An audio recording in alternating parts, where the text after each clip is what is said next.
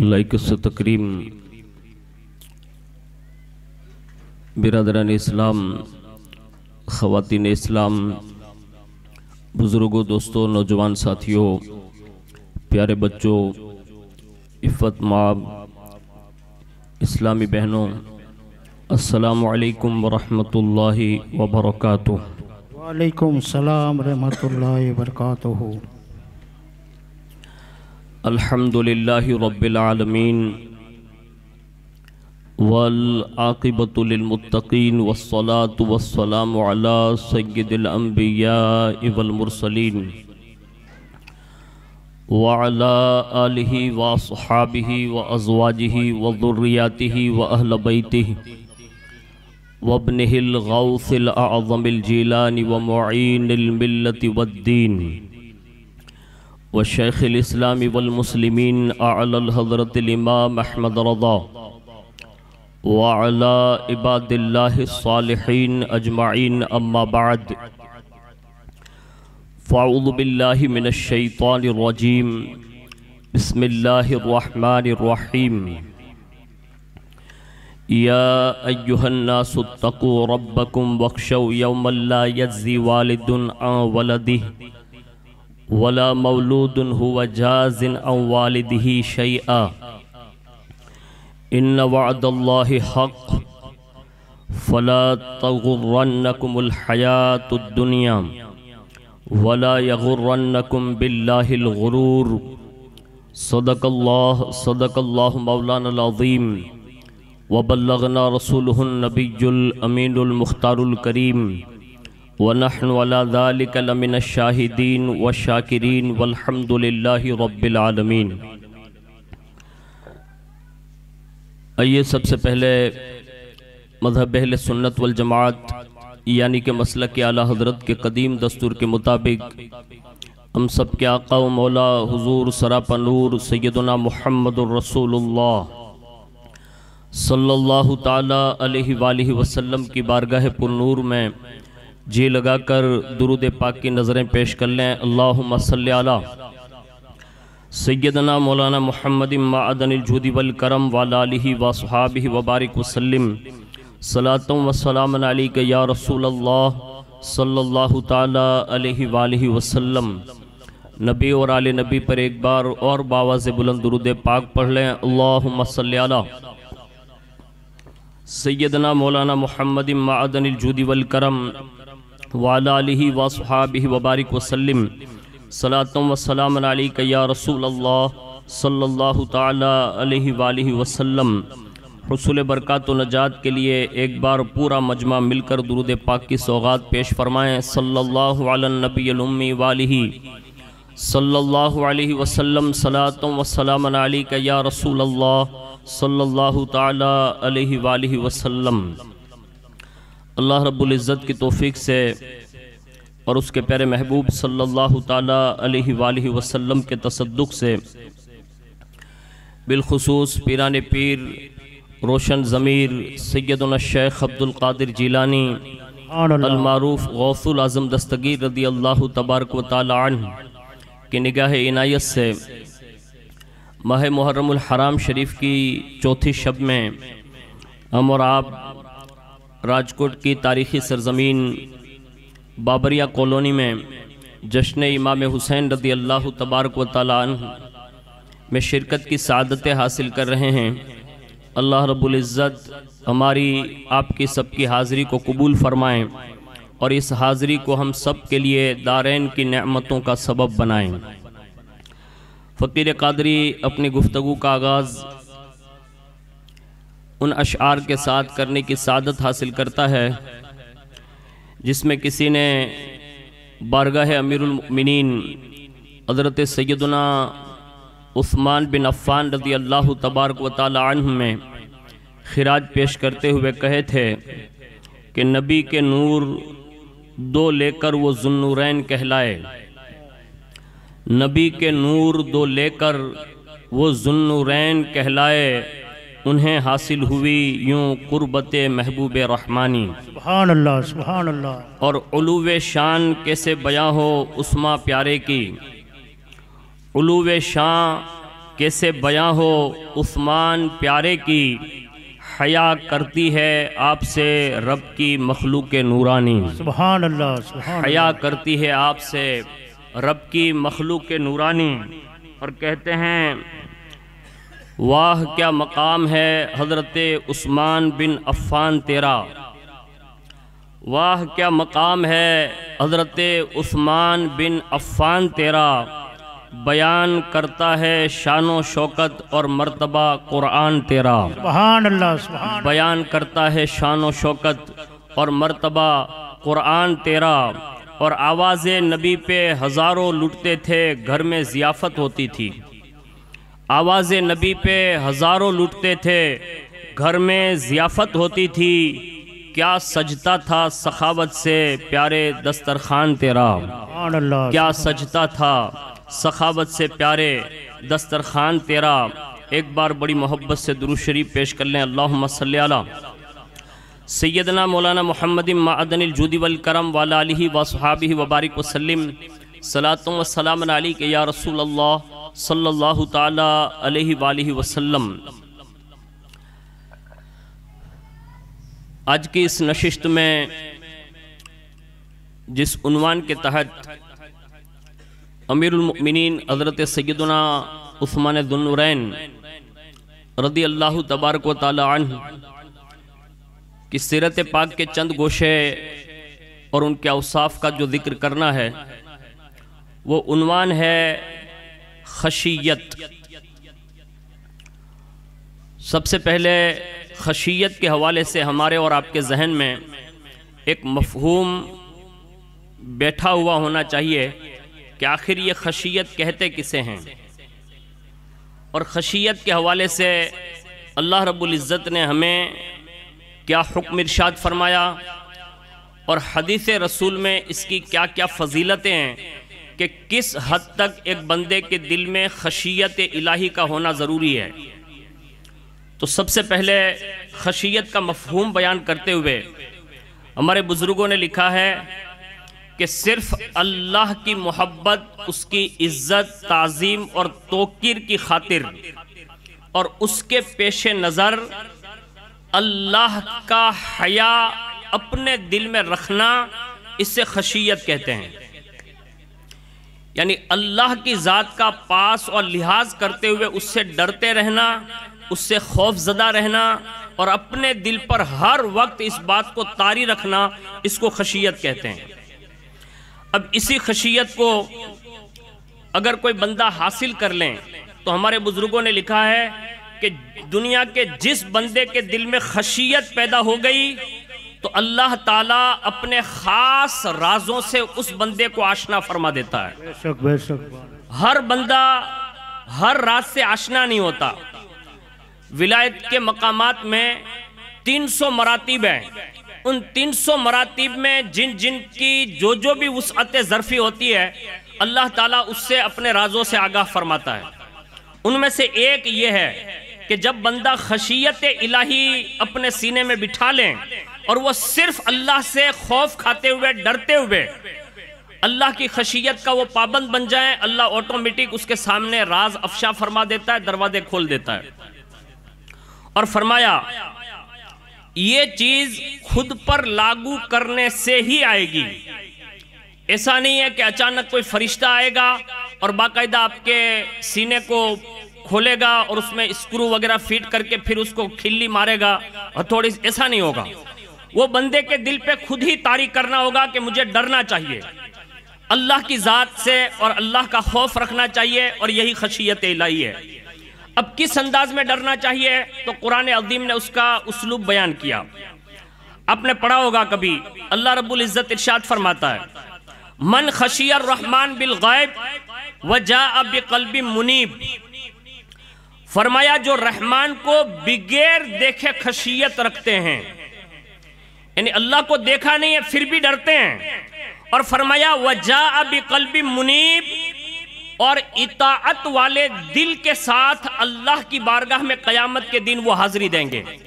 یہ ایک صفت بیان کی۔ دوسری جگہ اللہ رب العزت نے سورہ یاسین میں ارشاد فرمایا انما تنذر من اتبع الذکر وخشی الرحمن بالغیب فبشرہ بمغفرۃ واجر کریم، فرمایا تم تو صرف اسی کو تاکید کر سکتے ہو جو نصیحت کی اتباع کرے اور رحمان سے بغیر دیکھے خشیت رکھتے ہیں، تو جو ایسا کرے گا تو فرمایا فبشرہ، تو اس کے لیے بشارت ہے بمغفرۃ واجر کریم، اللہ اسے معاف بھی فرما دے گا اور بہترین اجر عظیم عطا فرمائے گا۔ سبحان اللہ سبحان اللہ۔ آگے ایک جگہ پر اللہ رب العزت نے ارشاد فرمایا، وہ فرماتا ہے لوگو اپنے رب سے ڈرو، اس دن کی خشیت رکھو جس دن باپ اپنے بیٹے کو کوئی نفع نہیں پہنچا سکے گا، فرمایا اور نہ بیٹا باپ کے کچھ کام آئے گا۔ اللہ کا وعدہ سچا ہے، پس دنیا کی زندگی تمہیں دھوکے میں نہ ڈال دے اور نہ دھوکے باز شیطان تمہیں اللہ کے بارے میں دھوکے میں ڈال کر نہ رکھیں۔ یہ قرآن عظیم کی 3 آیتیں میں نے اس کا مفہوم آپ کے گوش گزار کیا، بخوبی آپ اس سے سمجھ گئے ہوں گے کہ اللہ کا مطالبہ یہ ہے کہ بندہ میری بارگاہ میں آنے تک اپنے سینے میں میری خشیت اور میرا خوف لے کر میری بارگاہ میں قلب منیب لے کر حاضر ہو۔ اور آگے اللہ کے پیارے حبیب صلی اللہ علیہ وسلم نے متعدد جگہ پر خشیت الہی کے حوالے سے یہ ارشادات عطا فرمائے۔ سب سے پہلے اللہ سے ڈرنے والوں میں انبیاء کی جماعت ہے، ان سے بڑھ کر ڈرنے والا کوئی اور نہیں ہو سکتا۔ اس لیے حضور نے فرمایا کہ جو میں جانتا ہوں اگر وہ تم جان لیتے تو تم روتے زیادہ ہنستے کم۔ اس لیے حضور صلی اللہ علیہ وسلم کو ہمیشہ لوگوں نے غمگین دیکھا، ہمیشہ خوف زدہ دیکھا۔ وجہ کیا تھی کہ اللہ نے رسول اللہ سے بڑھ کر کسی کو عالم نہیں بنایا تھا، یعنی عالم غیب عطا کر کے یہ باور کرانا تھا کہ پوری دنیا میں اللہ سے سب سے زیادہ ڈرنے والی کوئی ذات ہے تو وہ محمد الرسول اللہ صلی اللہ علیہ وسلم کی ذات والا۔ سبحان اللہ سبحان اللہ۔ دوسرے نمبر پہ سنیے، دوسرے نمبر پر ہیں فرشتے، یعنی انبیاء کے بعد ان فرشتوں میں بھی سب سے زیادہ ڈرنے والے حضرت جبرائیل، حضرت میکائیل، حضرت اسرافیل اور حضرت اسرائیل۔ خود رسول اللہ فرماتے ہیں کہ جبریل علیہ السلام جب بھی میرے پاس آتے تھے تو ایسے لرزتے رہتے تھے۔ میں نے ان سے پوچھا آپ لرزتے کیوں ہیں؟ تو فرمایا جب سے جہنم کو دیکھ چکا ہوں نا، ایک لمحے کے لیے بھی یہ خوف غائب نہیں ہوتا۔ یہ کون ہے؟ یہ سید المعصومین ہے فرشتوں میں، ان کا ڈر ہے۔ آگے فرمایا اللہ کے پیارے حبیب صلی اللہ علیہ وسلم نے کہ میں نے جبریل علیہ السلام سے پوچھا، کہا میں نے جب بھی میکائیل کو دیکھا ہے اس کو کبھی مسکراتے ہوئے بھی نہیں دیکھا، وہ ہنستا ہی نہیں ہے، آخر وجہ کیا ہے؟ تو کہا یا رسول اللہ جب سے دوزخ بنا دی گئی ہے تب سے میکائیل نے ہنسنا ہی بند کر دیا ہے۔ یہ وہ لوگ ہیں جن کے ذمہ یہ کائنات کا نظام چل رہا اور یہ اللہ کے خاص لوگ ہیں۔ آگے ایک روایت ملتی ہے کہ جب فرشتوں میں سے باقاعدہ جنات کی قوم میں سے جو شیطان شریک تھا، جب اس شیطان کو مردود کر کے نکالا، جبریل علیہ السلام اور میکائیل علیہ السلام نے رونا شروع کر دیا، یعنی اتنا روئے اتنا روئے اتنا روئے کہ اللہ نے وہی فرمائی کہ آپ دونوں اتنا روتے کیوں ہیں؟ اب یہ دونوں فرشتے عرض کرتے ہیں کہ مولا ہمیں بھی ڈر لگ رہا ہے۔ کہا کس بات کا؟ کہا کہیں ایسا نہ ہو کہ جیسا شیطان کے ساتھ ہوا کہیں ہمارے ساتھ بھی نہ ہو جائے، یعنی یہ کہیں ہمیں بھی نہ نکال دیا جائے۔ تو اللہ کا حکم آیا ایسے ہی ڈرتے رہنا، میرے خوف سے کبھی بے خوف ہونے کی کوشش نہ کرنا۔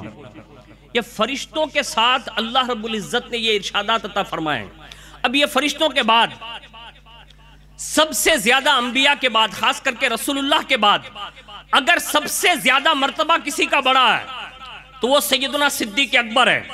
ان کی خشیت یہ لکھی ہوئی ہے، باغ میں ایک مرتبہ ٹہلتے ہوئے نکلیں تو چڑیا کی آواز سنی، صحابہ ساتھ میں تھے، وہیں بیٹھ گئے اور رونے لگے۔ صحابہ نے پوچھا ابو بکر صدیق یہ کیا ہوا؟ کہا یہ چڑیا کتنی خوش نصیب ہے، باغوں میں چہچہاتی ہے، گھومتی ہے، پھرتی ہے، سب کچھ کر سکتی ہے، لیکن یہ مجھ سے اچھی ہے۔ کہا کیوں؟ کہا مجھے ڈر ہے کہ اس سے بغیر حساب کتاب کے چھوڑ دیا جائے گا اور مجھ سے حساب لیا جائے گا۔ یہ سیدنا ابو بکر صدیق ہے، فاروق اعظم رضی اللہ تعالیٰ عنہ، جن کا بیان کل آپ نے سنا۔ ان کے بارے میں لکھا ہے کہ حضرت عمر بن خطاب رضی اللہ تعالیٰ عنہ نے خود حضور سے کہا حضور میں دیکھ رہا ہوں کہ آپ کے جسم اقدس پر بوڑھاپن نظر آ رہا ہے، یعنی آپ کے بال سفید ہو رہے ہیں، آپ اس طرف جا رہے ہیں. تو حضور نے ارشاد فرمایا عمر مجھے چند صورتوں نے بوڑھا کر دیا ہے. عرض کیا یا رسول اللہ وہ کون سی صورتیں ہیں؟ نمبر پہلے ارشاد فرمایا سورہ ہود، نمبر 2 سورہ واقعہ، نمبر 3 سورہ عما یتساءلون، نمبر 4 سورہ اذا الشمس کورت. عمر بن خطاب نے پوچھا یا رسول اللہ ان صورتوں میں ہے کیا؟ تو حضور نے فرمایا اس میں اللہ نے قیامت کی ہولناکیوں کو بیان کیا ہے، یعنی اس میں یہ بیانات ہیں اس میں، اور انہی صورتوں کے پڑھنے کی وجہ سے مجھ پر یہ خشیت طاری ہے. حضرت عمر بن خطاب کہتے ہیں جب رسول اللہ کو اس انداز میں میں نے سنا نا، اس دن سے وہ اکثر یہ کہتے تھے کاش عمر بن خطاب ماں کی پیٹ سے پیدا ہی نہ کیا جاتا، یعنی پیدا ہی نہیں ہوتا. یہ دوسرے صحابی رسول ہے.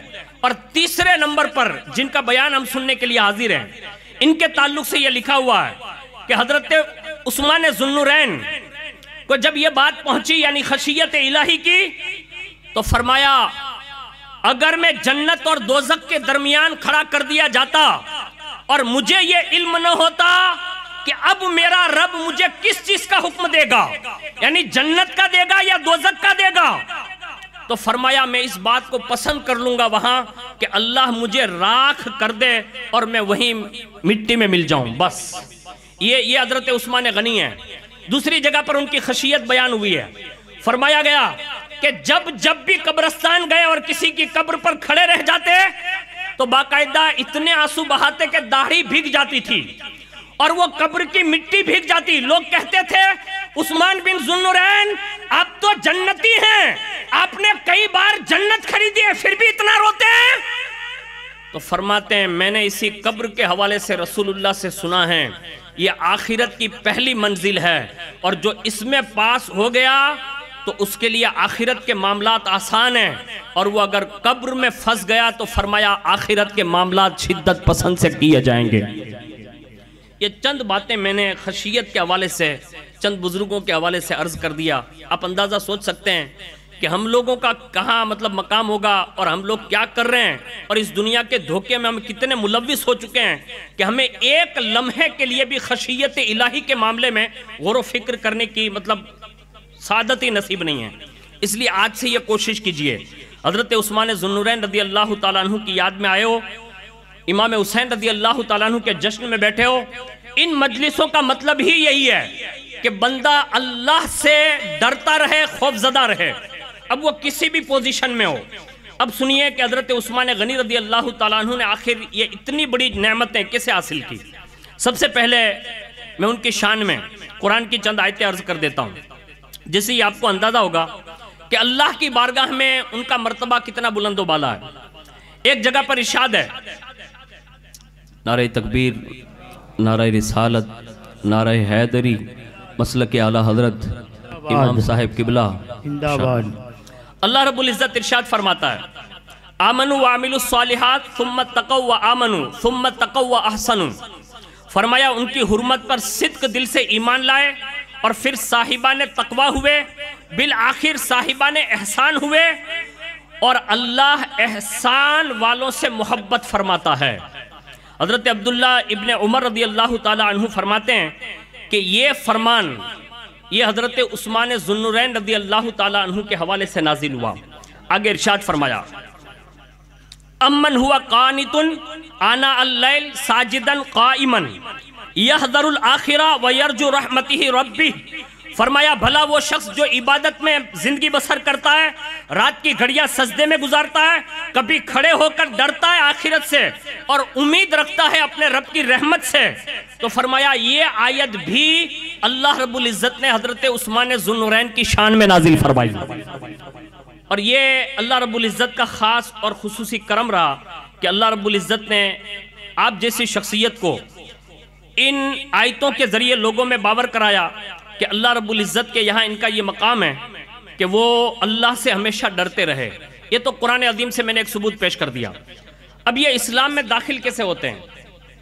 اللہ کے پیارے حبیب صلی اللہ علیہ وسلم کی جب دعوت عام ہوئی تو سب سے پہلے حضرت خدیجہ، حضرت ابوبکر صدیق، حضرت مولا کائنات اور حضرت زید بن حارثہ، یہ 4 افراد مسلمان ہیں. ابھی اس کے سوا 5واں کوئی مسلمان نہیں ہے. اسی درمیان حضرت عثمان ذوالنورین رضی اللہ تعالیٰ عنہ کے دل میں اللہ نے اسلام کی محبت پہ کیسے اجاگر فرمائی، اس کو دل کے کانوں سے سنیے، اور اس سے یہ بھی اندازہ لگا کر جائیے کہ انہوں نے جب اسلام قبول کیا تو اس وقت اسلام کو دعوت پر لبیک کہنا آسان نہیں تھا، پھر بھی انہوں نے کیا۔ آج ہماری پوزیشن یہ ہے کہ ہم پیدا ہوتے ہیں، ہمارے کان میں امام صاحب اذان دیتے ہیں، یعنی ہمیں یہ پتا چل جاتا ہے کہ میں مسلمان کے گھر میں پیدا ہوا ہوں۔ یہ اللہ کا شکر ادا کرنا چاہیے، ورنہ اسلام قبول کرنا اس زمانے میں آسان نہیں تھا۔ آج بھی بڑی تیزی کے ساتھ ایک پروپیگنڈا پوری دنیا میں چلایا جا رہا ہے، خاص کر کے میری قوم کی بیٹیوں کے حوالے سے، لیکن آج تو مرد بھی اس میں شریک ہے۔ اسے میں آگاہ کر دوں، میرے پاس ایک پوسٹ پڑی ہوئی ہے موبائل میں، آپ کو دکھا سکتا ہوں۔ ابھی قریب ہی کی تاریخ میں اندور کا نام سنا ہوگا آپ نے، اندور، ہاں ایم پی میں۔ اب سن کے حیرت میں ڈوب جائیں گے کہ کم و بیش 30 فیملی یعنی 30 گھروں نے معاذ اللہ اسلام جیسی دولت چھوڑ کر ہندو دھرم استعمال کر لیا، یعنی وہ کافر ہو چکے ہیں۔ وجہ یا تو ہمارے پیروں کی کمی ہے، یا تو ہمارے علماء کی کمزوری ہے، یا تو ہماری قوم کے ذمہ داروں کی کمی ہے، یا ہمارے علاقوں کے ان چوراہوں کی کمی ہے جہاں بیٹھ کر ہم گیمیں تو کھیل سکتے ہیں، جوا اور سٹا تو کھیل سکتے ہیں، لیکن ہم اپنی قوم کے جوانوں کو 2 باتیں اسلام کی بتا کر اسے یہ نہیں کہہ سکتے کہ یہ اسلام جو ہم تک پہنچائے نا، یہ آسانی سے نہیں پہنچا، بلکہ اس اسلام کے لیے رسول اللہ کے پورے گھر نے قربانیاں پیش فرمائی ہے۔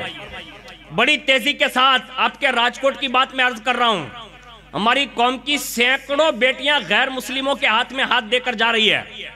آپ اندھیرے میں سو رہے ہیں، کہتے ہیں مولانا ہماری بچی تو کالج کرتی ہے، انجینئرنگ کرتی ہے، ڈاکٹری کرتی ہے، میں اس کا مخالف نہیں ہوں، لیکن اس سے پہلے اپنی بیٹی کو زینب کبریٰ کی سیرت پڑھا کر رکھنا، اس سے پہلے اپنی بیٹی کو سیرت فاطمی سکھانا، اس سے پہلے اپنی بیٹی کو عائشہ صدیقہ کے زندگی کے رات دن جو بتائے وہ پڑھوا لینا، اپنی بیٹی کو خدیجۃ الکبریٰ کی سیرت مبارکہ کا مطالعہ کروا لینا، اپنی بیٹی کو رابعہ بصری کی سیرت پڑھوا لینا، اس لیے کہ جب قوم کی بیٹیاں جب تک سیرت فاطمہ کی پابند رہی وہ کہیں بھی جاتی تھی ان کے قدم لرزتے نہیں تھے، وہ تنے تنہا زینب کبریٰ کا کردار ادا کرتی نظر آتی تھی۔ نعرہ تکبیر، نعرہ رسالت، جشن شہید کربلا۔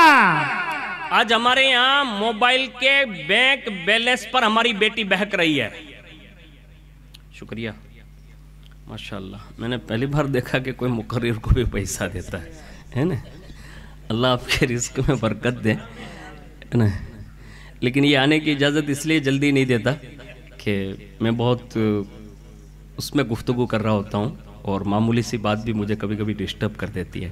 آپ کی دعا سے اللہ کا شکر ہے کہ عثمان غنی کے صدقے میں یہ فقیر بھی غنی ہے، الحمدللہ۔ سبحان اللہ، سبحان اللہ۔ اللہ نے اس حد تک غنی کیا ہے کہ ہر سال الحمدللہ ہزاروں روپے کی زکوٰۃ ادا کرتا ہوں، اللہ کا شکر ادا کرتا ہوں۔ آپ کی محبت ہے، اللہ آپ کو سلامت رکھے، اور آپ جو بھی پیسہ دیتے ہیں اچھی جگہ ہی پہ خرچ کرتا ہوں، یہ بھی اللہ کی توفیق پر ہے کہ اللہ نے یہ کرم فرما رکھا ہے۔ خیر، تو میں یہ عرض کر رہا تھا کہ ہماری قوم کی بیٹیاں معمولی باتوں پر آج جو اسلام چھوڑ رہی نا، اس کو روکنا ہوگا، اس لیے کہ ارتداد جو ہے نا، یعنی اسلام سے پھر جانا، یہ کتنی بڑی محرومی ہے۔ یعنی ہمیشہ کے لیے ہماری قوم کی بیٹی جو ہے اسلام چھوڑ کر جا رہی ہوتی ہے، اور ماں باپ بھی کچھ نہیں کر سکتے، بھائی بہن بھی کچھ نہیں کر سکتے، رشتہ دار بھی کچھ نہیں کر سکتے، علاقے والے بھی کچھ نہیں کر سکتے ہیں۔ اس لیے کوشش کیجئے کہ اپنی بیٹیوں کو دین پڑھائیے، اور انہیں ایسا پڑھائیے کہ دنیا کی ساری لالچیں لا کر سامنے رکھ دی جائے نا، وہ کہیں گی کہ مر جانا تو پسند کروں گی، اسلام چھوڑنا پسند نہیں کروں گی۔ یہ ہمیں پڑھانا ہوگا، اور کربلا یہی ہے، کربلا جو ہے نا وہ یہی ہے۔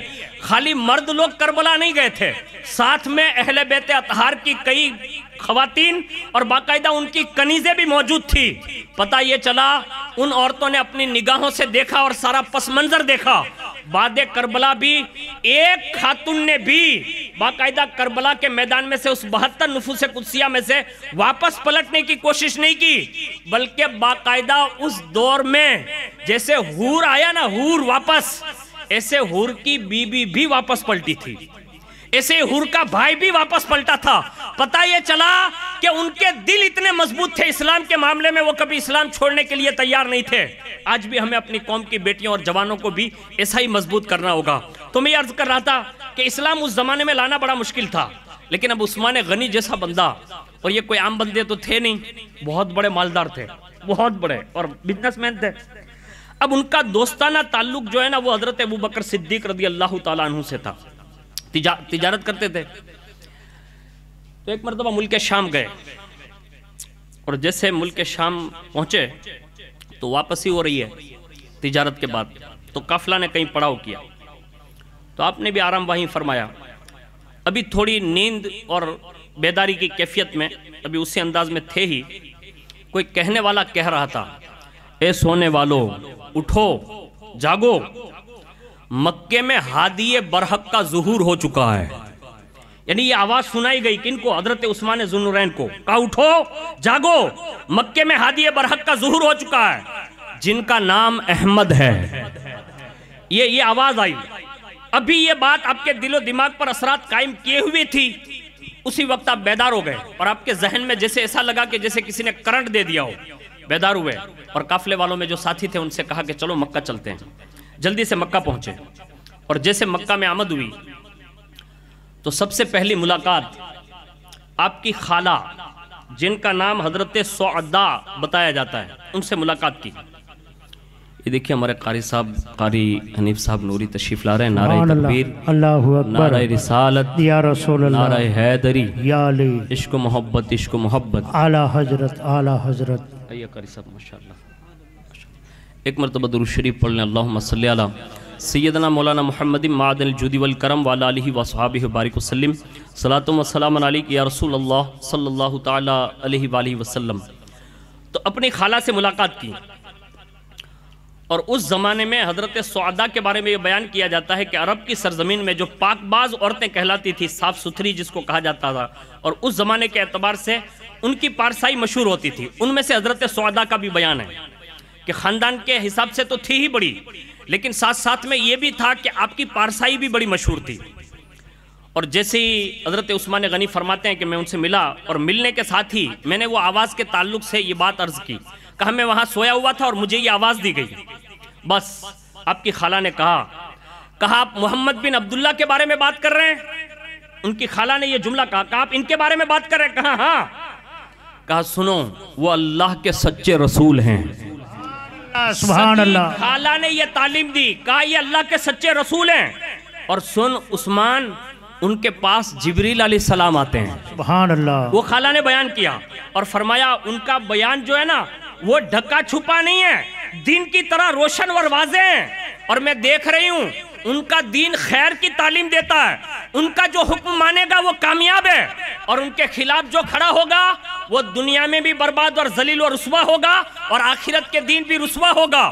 بس حضرت عثمان کہتے ہیں کہ میری خالہ کی یہ چند باتیں میرے دل میں گھر کر چکی، اور اسی وقت اللہ نے میرے دل میں اسلام کی محبت پیدا فرما دی.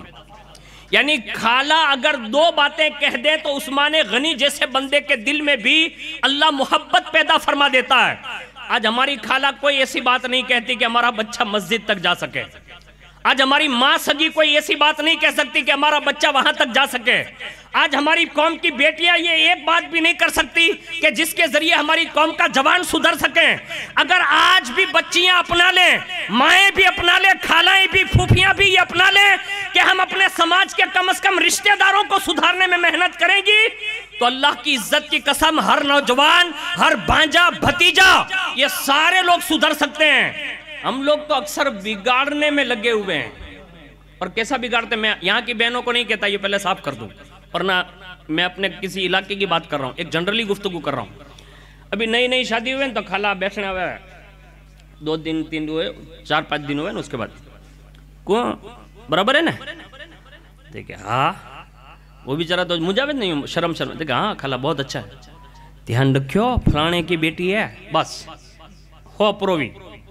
یہ اب کیا کریں گے آخر؟ یعنی خالہ آ کر آپ اسی شوہر کو اس کے خلاف آپ بھڑکا رہی ہیں. تھوڑے دن کے بعد پھوپھی آئی، پھر خالہ آئی، پھر پھوپھی آئی. یہ گھر توڑوانے میں، کسی کے گھر توڑوا کر آپ کے بیٹوں کے گھر سلامت نہیں رہ سکتے.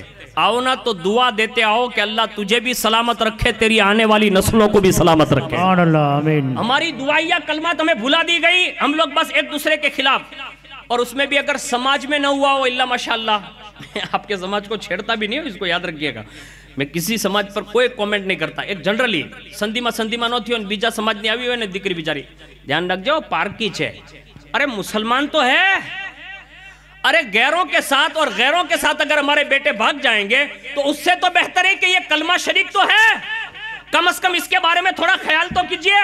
حضرت عثمان ذوالنورین کوئی قریشی کا نام نہیں ہے، حضرت عثمان غنی کوئی خاندان بنو ہاشم کا نام نہیں ہے، لیکن پھر بھی رسول اللہ نے اپنی سگی 2 بیٹیاں عطا فرمائی ہے۔ سبحان اللہ، سبحان اللہ۔ آپ حضرت ابوبکر کو دیکھیں اور رسول اللہ کے خاندان کو دیکھیں، خود رسول اللہ کے نکاح میں حضرت ابوبکر صدیق نے اپنی بھی بیٹی دی، فاروق اعظم بھی بنو ہاشم میں سے نہیں ہے، پھر بھی اپنی بیٹی دی۔ پتہ یہ چلا یہ خاندان برادری والے مسائل ہم نے لا کے جوائنٹ کیے ہیں، اسلام نے اس کو جوائنٹ نہیں کیا، اور یہ بھی پرتھا ہمارے یہاں جہالت کی وجہ سے آ چکی ہے۔ لائیں سندھی تو سندھی ماج کرے ہو بھائی، ہمارے حال ہے جمعدار نے آنی سے کہیں جو تو ندی ماری، میں بھی سندھی ہوں نا اس لیے کہہ رہا ہوں، میں اپنی بات کر رہا ہوں نا بھائی، اور ہمارے یہاں تو اتنی جہالت ہے، اللہ رحم فرمائے، میں اپنی برادری کی بات کر رہا ہوں، گاہا کے بھائی ہمیں جوگیا نہیں، لیکن نہیں اپنے تو بس گاہا ہوئے تو تھا اللہ بھائی تو آیا بھی نکی کرن، اللہ نے رسول یہ نکی نت کرو، یہ ہمارے حالات ہیں۔ لیکن بات عرض کر رہا ہوں کہ خالی 2 جملے کہے اسلام کی محبت پیدا ہو سکتی ہے، اور یہ بھی کس کے دل میں؟ عرب کا سب سے بڑا مالدار آدمی ہے اس کے دل میں۔ آپ نے وہیں سے حضرت سودا سے سلام کیا، باہر نکلے، اور جیسے باہر نکلے نا تو راستے میں ابوبکر صدیق سے ملاقات ہو گئی۔ دوست بھی کتنے اچھے ہوتے تھے، آج ہم لوگ بھی دوست ہیں، میں بھی آپ کا دوست ہوں، آپ بھی میرے دوست ہیں، اور دوست نہ صحیح کم از کم مومن تو ہوں، مسلمان ہوں، تو آپ کا بھائی ہوں، آپ میرے بھائی ہیں۔ ہم لوگ ملتے ہیں تو کیا باتیں کرتے ہیں؟ اٹھ پٹانگ اولا نہیں گھڑک لاوی گھڑک اولا نہیں لاوی ہے، اٹھ پٹانگ کریں بدو ننیا ننیا سواہا، یعنی ہماری اور آپ کی ملاقاتیں یہی ہوتی ہے۔ ملاقات کسی دوست سے ہو جائیں تو پھر یوں ہوتا ہے۔ صدیق اکبر سے ملاقات ہوئی، حال دریافت کہا کیسے ہو؟ کہا ٹھیک ہوں۔ کہا چہرے پر کچھ الگ رنگ نظر آ رہا ہے عثمان؟ کہا ہاں ابھی اپنی خالہ سے ملاقات کر کے آ رہا ہوں، یعنی یہ ابوبکر صدیق سے کہا میں اپنی خالہ سے ملاقات کر کے آ رہا ہوں۔ کہا باتیں کیا ہوئی؟ کہا انہوں نے کہا ہے کہ محمد بن عبداللہ اللہ کے رسول ہیں، سبحان اللہ، ان کے پاس جبریل آتے ہیں، ان کا جو کہا منے گا دنیا آخرت میں کامیاب ہو جائے گا، جو ان کی مخالفت کرے گا وہ دنیا اور آخرت میں ذلیل ہو جائے گا۔ ابوبکر صدیق نے جب یہ باتیں سنی نا تو کہا عثمان، کہا کیا؟ آپ تو مجھ سے زیادہ سمجھدار آدمی ہیں۔ سبحان اللہ، تاجر تھے نا، دوستانہ تعلق تھے، بہت بڑا بزنس تھا۔ آج ہمارے یہاں سب سے بڑا کس کو کہا جاتا ہے؟ ہوتا ہے بھائی، مالدار مانا بنی جائے تو بجی برکاتی بھولائی جائے، لوگ ہوتے ہیں ایسے، عمومی طور پر ہوتے ہیں۔ لیکن یاد رکھیے دنیا اللہ کتنی بھی دے دے اللہ کا شکر ادا کرنا چاہیے، دنیا بری نہیں ہے بذات خود، اس سے اتنی محبت کریں جتنا کشتی پانی سے محبت کرتی ہے، بس زیادہ نہیں کریں، اس لیے کہ کشتی اتنی محبت کرتی ہے پانی سے کہ وہ اس کے بغیر چلتی نہیں۔ آپ سمجھ رہے ہیں میری بات؟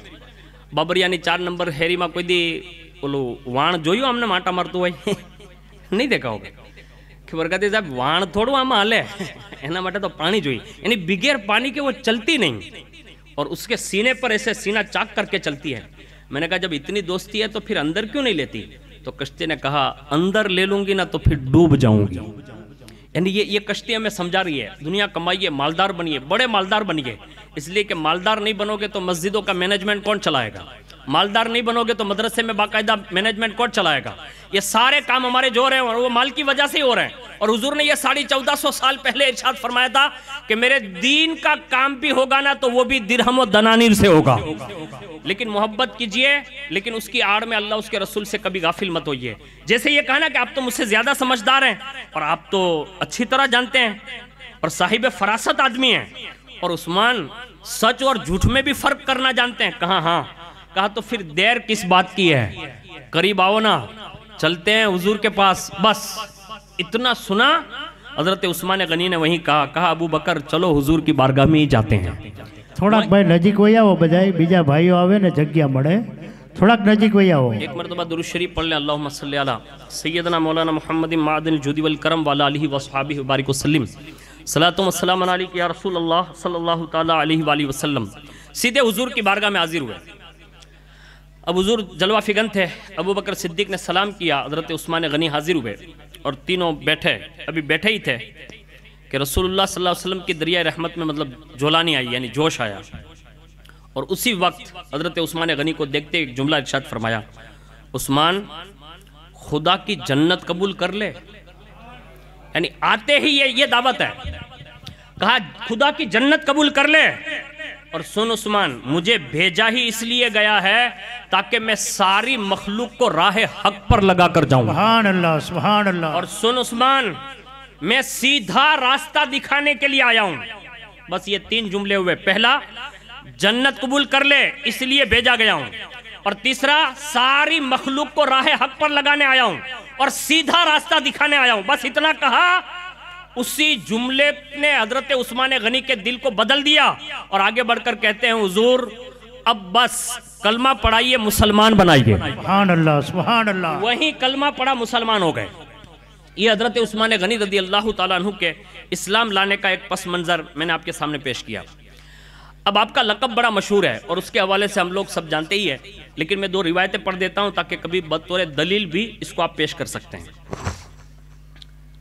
حضرت عثمان غنی رضی اللہ تعالیٰ عنہ کو ذو النورین کہا جاتا تھا، یعنی دو نور والے،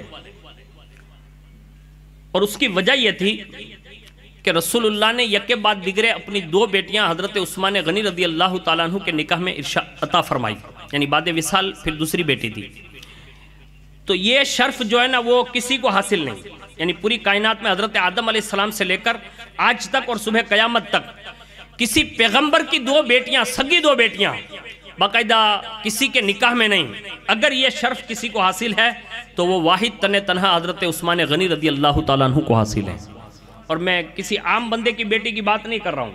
ہاں، اس لیے کہ کائنات جس کے صدقے چل رہی ہے نا، اس نے اپنے دو جگر کے ٹکڑے عثمان غنی کے حق میں عطا فرما دیا۔ یعنی یہ بہت بڑی بات میں کہہ رہا ہوں کہ ہم اس کو کما حق مطلب دل پر اس کو غور و فکر سے سوچتے نہیں ہیں، اس لیے کہ ہمارے یہاں تو عام بندہ بھی کوئی رشتہ کرتا ہے نا تو 100 بار سوچتا ہے، بیٹی دینا ہے نا بھائی، 100 بار چھان پڑتال کرتا ہے، مطلب چھان بین کرتا ہے، پوچھتا ہے، بہت سارے لوکیشن ملاتا ہے، اس کے بعد جا کے بیٹی دیتا ہے۔ لیکن یہ رسول اللہ کے نور کے دو ٹکڑے ہیں، ان کو دینا تھا تو پورے عرب میں یکے بعد دیگرے اگر کسی کو دو بیٹیاں دی تو وہ حضرت عثمان غنی رضی اللہ تعالیٰ عنہ کو عطا فرمائی۔ اور آگے سنیے، حضرت عبداللہ ابن عمر فرماتے ہیں کہ مجھے میرے ماموں حضرت حسین جعفی نے پوچھا، یا بنیہ تدری لما سمی عثمان ذو النورین، کیا تم جانتے ہو بیٹا کہ عثمان کو ذو النورین کیوں کہتے ہیں؟ میں نے کہا نہیں جانتا۔ انہوں نے فرمایا، کہا سن، اللہ تعالیٰ نے جب سے حضرت آدم علیہ السلام کو پیدا فرمایا اس وقت سے لے کر آج تک کسی نبی کی دو بیٹیاں کسی کے نکاح میں یکے بعد دیگرے نہیں آئی۔ اگر کسی کو یہ حق حاصل ہے تو وہ حضرت عثمان غنی ہے، اسی دو بیٹیوں یعنی نور کی وجہ سے ذو النورین انہیں کہا جاتا ہے۔ ایک روایت یہ ہے۔ دوسری روایت فرمایا گیا کہ حضرت مولا کائنات رضی اللہ تبارک و تعالی عنہ سے پوچھا گیا کہ ان کو ذو النورین کیوں کہا جاتا ہے، تو انہوں نے بھی یہی ارشاد فرمایا، کہا وجہ یہ ہے کہ یہ حضرت عثمان غنی رضی اللہ تعالیٰ عنہ کا خاصہ ہے کہ رسول اللہ کی یگے بعد دیگرے دو بیٹیاں ان کے حق نکاح میں آئی، اس لیے انہیں ذو النورین کہا جاتا ہے۔ تو یہ بہت بڑا شرف حاصل ہے حضرت عثمان غنی رضی اللہ تعالیٰ عنہ کو، لیکن انہوں نے پوری زندگی حضور صلی اللہ علیہ وسلم کا دامن پکڑنے کے بعد ہمیشہ انہوں نے حضور صلی اللہ علیہ وسلم کی رضا جوئی کی اور ہمیشہ حضور صلی اللہ علیہ وسلم کو راضی رکھنے کی کوشش کی۔ کوئی دن ایسا نہیں ہوگا کہ جس میں انہوں نے رسول اللہ صلی اللہ علیہ وسلم کو راضی کرنے کی کوشش نہ کی ہو، اور جہاں ایسا موقع ملتا کہ حضور کیسے خوش ہوں گے تو انہوں نے بڑھ چڑھ کر حصہ لیا، یہاں تک کہ ایک مرتبہ دعوت پیش کی۔ جیسے دعوت دی حضرت عثمان غنی رضی اللہ تعالیٰ عنہ نے، تو حضور صلی اللہ علیہ وسلم جیسے ہی اپنے کاشنائے نبوت سے نکلے تو پیچھے پیچھے حضرت عثمان غنی بھی آئے، اور جیسے پیچھے پیچھے چل رہے ہیں تو باقاعدہ حضور کے قدم ناز جو پڑھ رہے ہیں اس کو گن رہے ہیں، گنتے گنتے گنتے گنتے گھر تک لائے۔ حضور نے مڑ کر پوچھا بھی، کہا عثمان یہ کیا کر رہے ہو؟ کر رہے ہیں دعوت، لیکن پس پردہ حضور کو راضی کرنے والا کام کیا تھا سنیے۔ عرض کیا یا رسول اللہ، میرے آپ کے گھر سے لے کر میرے گھر تک جتنے قدم آپ کے ہوئے اس ایک ایک قدم پر ایک ایک غلام آزاد کرنے کی نیت کیا ہوں.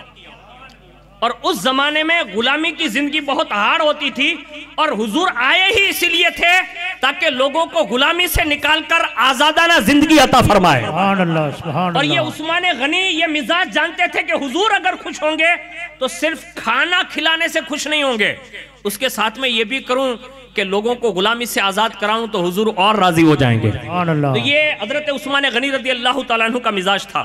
دوسرا سنیے, مدینہ شریف میں جب حاضر ہوئے تو مدینہ شریف میں جو پوزیشن بنی ہوئی تھی حالات بڑے نازک تھے. اور ایک بات یاد رکھیے, ہمارے یہاں جو ایصال ثواب ہوتا ہے نا تو ہم لوگ یہی سمجھتے ہیں, اور اکثر یہ عوامی سطح پر بہنوں کے دل و دماغ میں بھی یہی بیٹھا ہوا ہے کہ ایصال ثواب خالی زیارت, چہلم, برسی کا فاتحہ, اور گنا چنا اگر ایصال ثواب زیادہ لوگ کرتے تو قرآن شریف کی پیٹی خریدتے ہیں, یعنی تبارک کی پیٹی خرید لے یا کوئی بھی پیٹی خرید لیتے ہیں اور سیدھا بولتے جاؤ دادا نے ایصال ثواب ماٹے مسجد میں مکیا ہو. اب وہ پیٹی سالوں سال بھر تک کھلتی نہیں ہے, یہ آپ کو بتا دوں میں, کوئی پڑھتا نہیں ہے مسجد میں, آپ نے رکھا ایصال ثواب کے لیے. ہم لوگ یہی سمجھتے ہیں بس یہی ایصال ثواب ہے, یہی ایصال ثواب نہیں ہے. ایصال ثواب ہر نیک کام آپ اپنے مرنے والوں کو ایصال ثواب کر سکتے ہیں, یعنی کوئی بھی نیکی آپ کرو وہ ایصال ثواب ہو سکتی ہے. آپ کہیں گے برکاتی کیسی بات کر رہا ہے, میں کہتا ہوں ہاں 5 وقت کی نماز شروع کرو آپ ابا کے مرنے کے بعد, 5 وقت کی نماز آپ پڑھیں اور وہیں بیٹھے بیٹھے کہنے کہ اے اللہ ان 5 نمازوں کا ثواب میرے والد صاحب کو بھی پہنچا دے, اللہ اس کا بھی ثواب عطا فرمائے گا. آپ کو اللہ نے طاقت دی ہے, سال میں زکوٰۃ ایک بار نکالیے اور اللہ سے یوں کہیے کہ اللہ میں نے زکوٰۃ تیرے مال میں سے نکالی ہے, تو نے دیا تھا تیرے نام پر دے رہا ہوں, اس کا ثواب بھی میرے ماں باپ کو پہنچا دے, اللہ عطا فرمائے گا.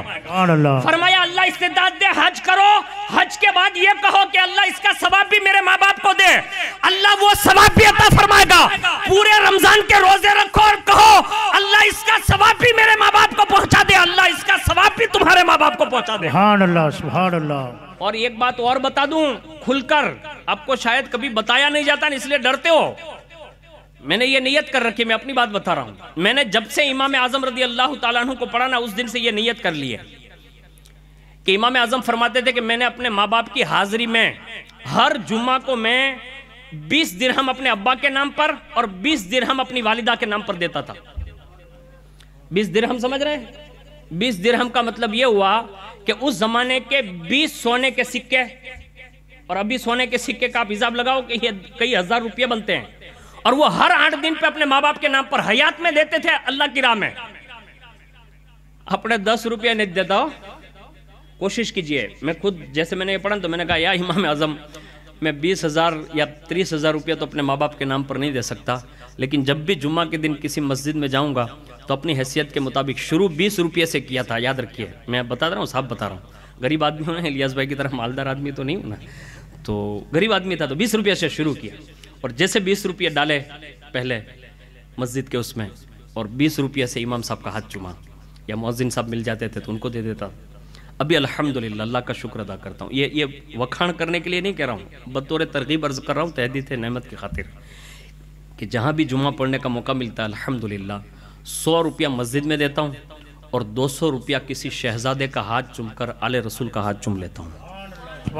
یہ کام کرتا ہوں ہر 8 دن پہ. تو یہ امام اعظم سے میں نے سیکھا. آپ سے بھی عرض ہے, کوشش کیجئے جو بھی نیک کام آپ کر رہے ہیں رات دن کیجئے, خالی ایک دن نہیں. ہمارے یہاں ہم لوگ یہ سوچتے ہیں کہ خالی شب برات آوے نا تبھی یہ مردوں کی عید ہوتی ہے, یہ نہیں ہے. ہمارے یہاں ہمارے مرنے والے لوگ ہر روز ایصال ثواب کے منتظر رہتے ہیں. آپ کہیں گے برکاتی ہر روز تو تجھے بلا کے کہاں پروگرام کریں گے, پروگرام کی ضرورت نہیں ہے. ہر روز امام صاحب کو بلانے کی بھی ضرورت نہیں ہے, ہر روز میلاد والوں کو بھی بلانے کی ضرورت نہیں ہے. آپ کہیں گے تو برکاتی کیسے ایصال ثواب ہوگا؟ روزانہ کا کھانا جو اپنے بچوں کے ساتھ کھانا کھاتے ہو نا, 3 ٹائم پکاتے ہو کہ نہیں پکاتے ہو؟ بولو نا, وہ پکاتے کہ نہیں پکاتے؟ جو بھی پکاتے ہو, کہ کوئی ضروری نہیں کہ اس میں بکرا ہی شامل کیا جائے, کوئی ضروری نہیں. جو بھی آپ پکاتے ہیں کھانا کھائیے وہی کھانا, اور کھانا کھانے کے بعد ہاتھ اٹھا کر کہیے اے اللہ یہ میں اپنے ماں باپ کو ایصال ثواب کر رہا ہوں, اللہ یہ بھی ثواب پہنچا دیتا ہے. سبحان اللہ سبحان اللہ. اور دوسری نیت جو میں نے کی وہ یہ کی, میں نے اپنی زندگی میں یہ بہت پہلے نیت کر لی ہے، اللہ کرے میرا رب قبول فرما لے، میں نے یہ نیت کی تھی کہ اللہ دنیا میں جو بھی نیکی کروں گا نا، میرے ساتھ ساتھ میرے ماں باپ کو بھی اس کا ثواب عطا فرمانا۔ آج الحمدللہ میرے ماں باپ 75 سال کی عمر میں دونوں باقاعدہ حیات ہے، صحت اور تندرستی کے ساتھ، دعا کریں کہ اللہ انہیں لمبی زندگی عطا فرمائیں۔ لیکن آپ سے بھی عرض کرتا ہوں کوشش کیجئے، اس لیے کہ جو وقت کی ضرورت ہونا اس کے مطابق اصالہ ثواب کیجئے۔ مثال کے طور پر سماج میں جتنے بچے ایجوکیٹڈ ہیں وہ بیچارے نوکریوں کی تلاش میں ہوتے ہیں، آپ کوئی ہنر جانتے ہیں، آپ سمجھ رہے ہیں میری بات، آپ کوئی اچھا کام جانتے ہیں، آپ کسی غریب کے بیٹے کو جو ایجوکیٹڈ ہو چکا ہے، باقاعدہ بہت بڑا اس نے نمبر حاصل کیا ہوتا ہے، ایوارڈ لیا ہوتا ہے، اس کو نوکری نہیں ملی ہوتی۔ آپ جس ہنر سے کنیکٹڈ ہوتے ہیں نا وہ اس کے کام کا ہوتا ہے، آپ کم از کم ان سے ملیے اور ان سے اس نیت کے ساتھ سکھا دیجئے کہ یہ سیکھ جائے گا، اس کے بال بچوں کو حلال روزی کھلائے گا پلائے گا، اللہ یہ بھی اصالہ ثواب میں قبول فرما لے گا۔ سبحان اللہ، سبحان یعنی اللہ۔ ہر نیک کام جو بھی خوبی والا کام ہے آپ اصالہ ثواب کریں، آپ کے لیے بہت بڑی ضرورت ہے اس کی۔ خالی یہ نہیں ہے جو ہم اور آپ خالی شارٹ کٹ مار کے بیٹھے ہوئے ہیں، یہ نہیں ہے، وقت کی ضرورت۔ اور یہ عثمان غنی رضی اللہ تعالیٰ عنہ کی زندگی سے بتا رہا ہوں۔ مدینہ شریف میں جب مسلمان شفٹ ہوئے تو اب ظاہر سی بات ہے ہجرت کر کے آئے تھے، مدینہ شریف میں کوئی پراپرٹیاں تو تھی نہیں، سب کے سب غریب ہے، اور وہاں پانی بھی خرید کر پیا جاتا تھا اس زمانے میں، کیونکہ کنویں جو ہوتے تھے نا وہ یہودیوں نصرانیوں کسی کے ہاتھ میں ہوتے تھے، کافر و مشرکوں کے ہاتھ میں، اس میں بیر روما جو تھا نا وہ کسی کے ہاتھ میں تھا۔ اور مدینے میں جب مسلمان آئے نا تو پانی کی قلت ہونے لگی، اور جب وہ چشمے کے بارے میں حضور کو صحابہ نے عرض کیا یا رسول اللہ ان کے پاس ایک کنواں ہے لیکن پانی جو ہے نا وہ قیمت سے دیتا ہے، حضور نے فرمایا چلو اس کے پاس چلتے ہیں۔ گئے، حضور نے فرمایا یہ کنواں تمہارا ہے ملکیت میں؟ کہا ہاں۔ کہا پانی کی قیمت لیتے ہو؟ کہا ہاں۔ کہا ایک کام کر، کہا کیا؟ کہا یہ کنواں مجھ محمد کو دے دے۔ رسول اللہ صلی اللہ علیہ وسلم کا اختیار دیکھئے، فرمایا یہ کنواں جو ہے نا وہ مجھے دے دے، میں تجھے اس کے بدلے جنت کا کنواں دے رہا ہوں۔ سبحان اللہ۔ اب یہ وہابی، دیوبندی، چکڑالوی، دہریا، یہ جو انجینئر کے فالوورز آٹا مارتے ہیں، وہ کہتے ہیں کہ معاذ اللہ وہ یہ بکواس کر رہا ہے، یوٹیوب پہ ہے، وہ کیا کہتا ہے معاذ اللہ معلوم ہے؟ کہتا ہے کہ اگر حضور کے زمانے میں میں ہوتا تو معاذ اللہ حضور کو بھی مشورہ دیتا۔ استغفر اللہ۔ یعنی ایسے خبیث لوگ بھی آج سوشل میڈیا پر بیٹھے ہوئے ہیں۔ یہ وہابی دیوبندیوں سے نفرت کیوں ہے؟ وجہ صرف یہ ہے کہ وہ حضور کے دشمن ہیں، حضور کے مخالف ہیں، اور باقاعدہ وہ سراسر اسلام کی بنیادوں کو کھوکھلا کرنا چاہتے ہیں۔ اور یہاں صحابہ نہیں بلکہ غیر سے کہا جا رہا ہے یہ کنواں تو دے دے، میں جنت میں تیرے لیے کنواں دے رہا ہوں۔ اب وہ بیچارہ اسلام سے تو آری تھا، یعنی خالی تھا، اس کو تو اسلام کی اہمیت تو تھی نہیں پتا، وہ کیا جانے کہ یہ کیا باتیں کر رہے ہیں۔ اصل میں حضور خالی کنواں نہیں دینا چاہتے تھے، پس سے پردہ حضور یہ کہنا چاہتے تھے کہ جنت کا جو کنواں دے رہا ہوں تو جنت میں جو جائے گا اسی کو کنواں ملے گا، تو یہ کنویں کی آڑ میں اللہ تجھے اسلام کی دولت بھی عطا فرمائے گا۔ سبحان اللہ، سبحان لیکن اللہ۔ وہ سمجھ نہیں پایا، سنبھل نہیں پایا، اس نے کہا کہ حضور مجھ سے یہ نہیں ہو پائے گا۔ کہا ٹھیک ہے، حضور چلے گئے۔ اور جیسے یہ بات حضرت عثمان غنی کو کسی نے بتا دی کہ حضور گئے تھے اور یہ معاملہ پیش آیا، اب حضور سے نہیں پوچھا، ہمارے یہاں تو لوگ پوچھ کے کام کرتے ہیں، حضور سے پوچھا ہی نہیں، نیک کام تھا نا، مسلمانوں کی ضرورت تھی، پوچھا ہی نہیں، سیدھے گئے اسی کے پاس جس کا کنواں تھا اور فرمایا کہ اس کو بیچنا چاہتا ہے؟ کہاں؟ آپ خریدیں گے؟ کہاں ہاں۔ کہا بول قیمت۔ اب اس حساب سے جو بھی اس کو بولنا تھا اس نے فوراً جملے ادا کیے، اس نے کہا کہ 35,000 درہم نقد، یعنی روکڑے، بس وہیں نکالا اور اس کے حوالے کیے، کوئی چون چرا نہیں، آگے پیچھے کوئی بھاؤتاؤ نہیں، وہیں نکالے دیے۔ اور پھر حضور سے عرض کیا یا رسول اللہ میں نے سنا ہے آپ فلاں بندے کو جنت کا کنواں اس کے کنویں کے بدلے میں دینے والے تھے؟ کہا ہاں۔ کہا حضور اگر کوئی اور خرید لے تو حضور نے فرمایا اس کے لیے بھی ہے۔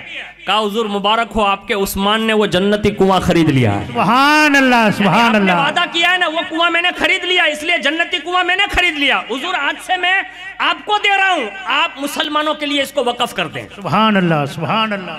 یہ ہے۔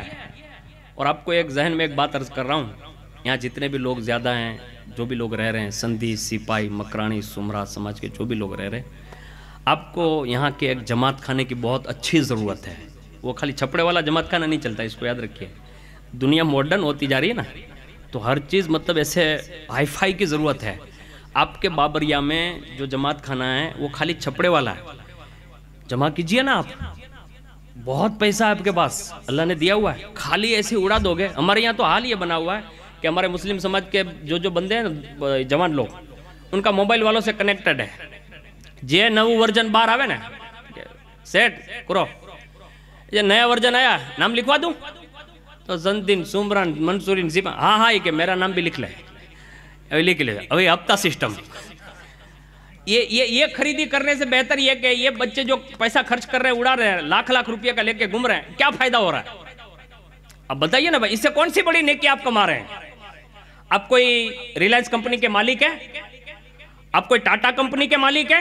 یعنی اس میں سادہ بھی موبائل آپ 3500 ہے، دیکھا وہاں بابا آرو دیکھا ہے، پر یہ 3500 کا ہے، میں کسی سے مانگتا نہیں، یہ اللہ کا شکر ادا کرتا ہوں۔ اس میں کوئی ضروری نہیں کہ لاکھ روپیہ کا ہوگا تو برکاتی رہے گا۔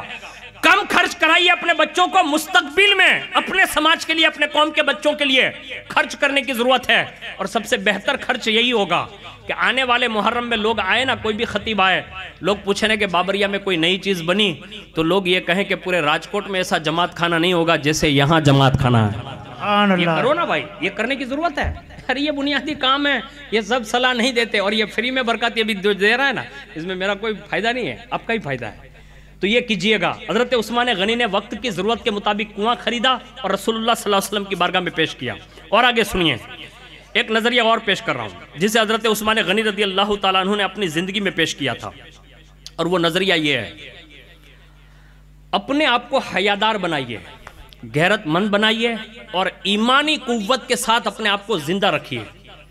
یہ کمزوری اتنی ہو چکی ہے کہ میرے خیال سے ہمارا جو جوان طبقہ جو ہے نا، وہ بڑی تیزی کے ساتھ فیس بک، یوٹیوب، گوگل، ٹویٹر اور خاص کر کے ان ویب سائٹوں کی وجہ سے بڑی تیزی کے ساتھ وہ اپنا ذہن جو ہے وہ منتقل کر چکے ہیں۔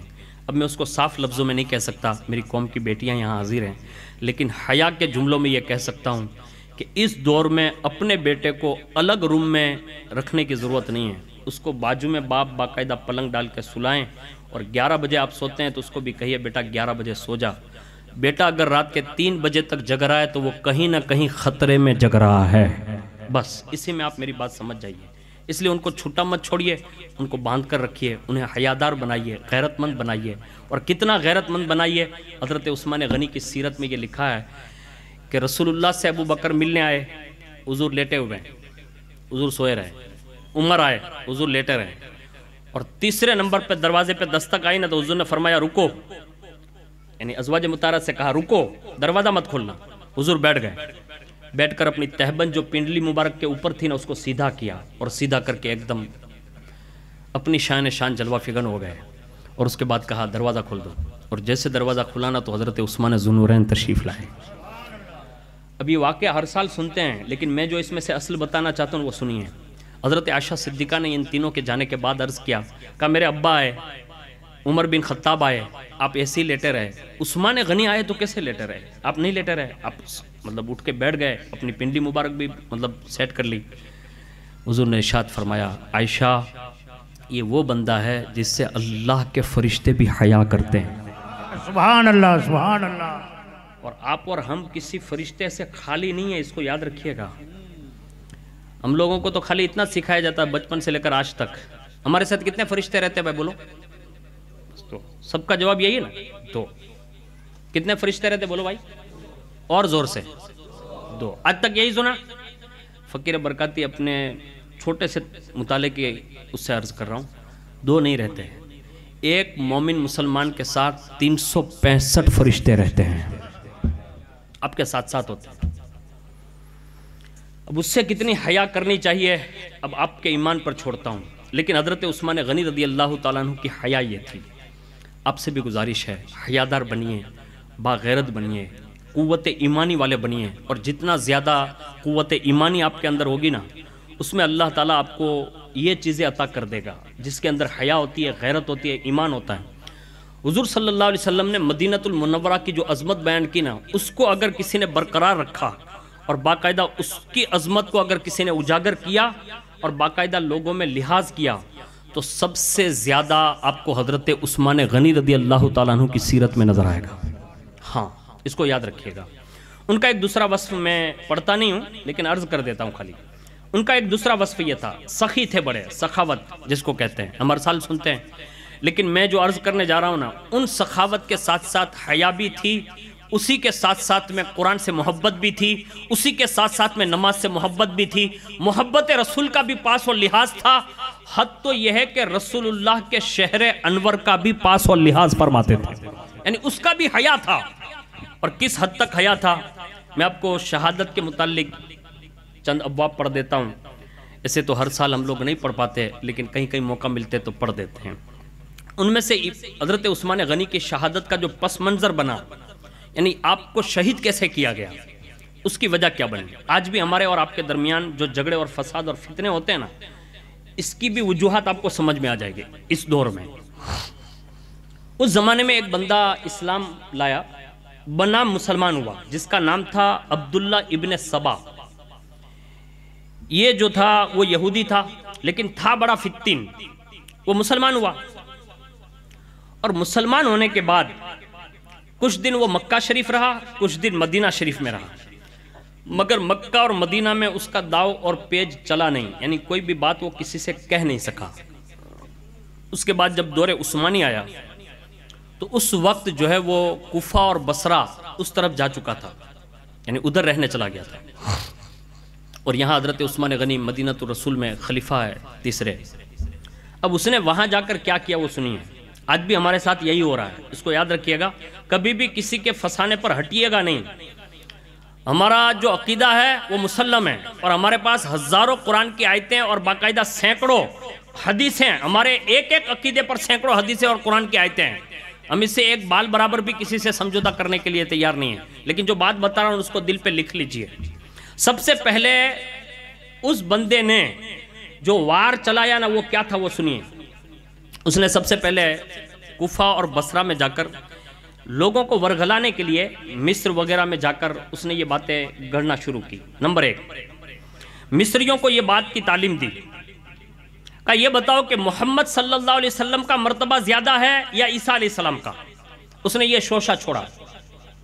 آج بھی ہمارے درمیان بھی یہ بحثیں چل رہی ہے، آپ کو شاید معلوم نہیں ہوگا، لیکن میں آپ کو باخبر کر دوں، لوگ آج یہ بحث کر رہے ہیں کہ صدیق اکبر افضل ہے یا مولا علی افضل ہے، یہ باتیں ہو رہی ہیں۔ یاد رکھیے مولا علی کا بھی عقیدہ یہی ہے کہ صدیق اکبر سب سے افضل ہے، اس کو ہمیشہ یاد رکھیے گا۔